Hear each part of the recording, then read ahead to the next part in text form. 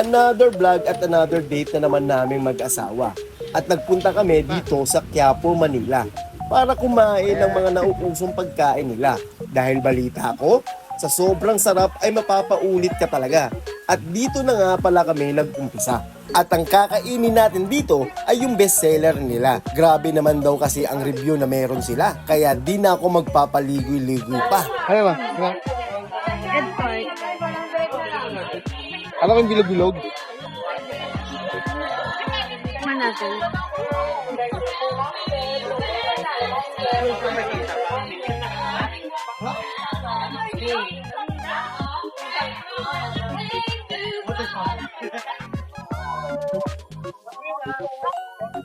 Kamusta? Kamusta ma? Sarap? At sa halagang 50 pesos, makakatikim ka na ng masarap na egg tart. 1 to 10, anong rate mo? 10. Plastic. At syempre, kung meron kang pambara, dapat meron ka rin panulak na ganito kasarap. Ano ba siya?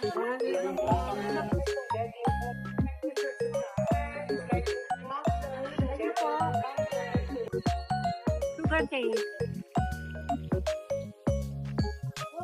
Ano? Kamusta? Lasa? Kami? Tamis? Hindi tulad ng ano?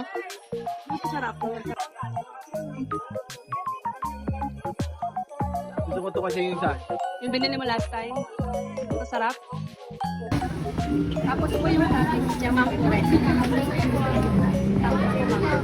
Ano powder mo? Sa totoo lang mga tol, pera biro, ngayon ko lang nakita yung ganitong pagkain.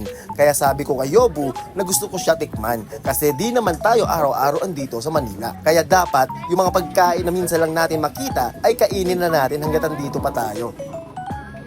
At tingnan mo naman. Ano yung kinat? Ano yan? Ano yan? Butter crunch. Ah, butter crunch. Ayos ah. Bango mo ba? Nagkakalat sa damit mo. Sarap? Sarap, sarap. Pating nga. Baka. Sarap siya pa. Cream cheese eh. Sarap diba?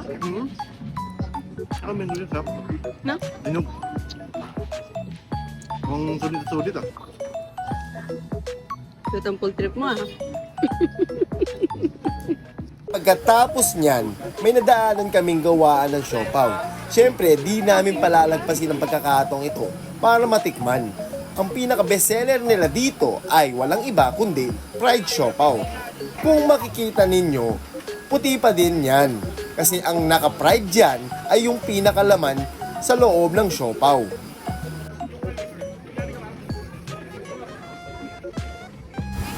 At sunod naman namin kinainan itong Oishikon Cheese Bites na sobrang haba talaga ng pila bago namin nakuha ang aming kakainin.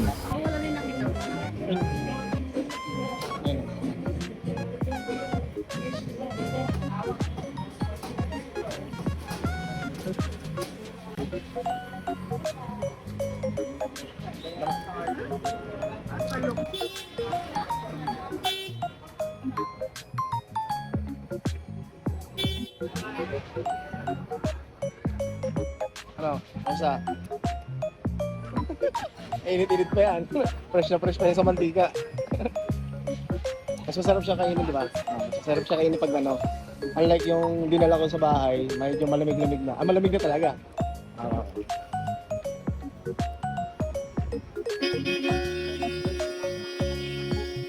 Ewan ko ba dito kay Yobu at meron naman ito sa Binangonan. Cravings niya daw itong inihaw na pusit at syempre wala na din akong nagawa. Kaya bumili na din kami at tinikman. Abay malay mo, baka iba ang lasa nitong nasa Manila.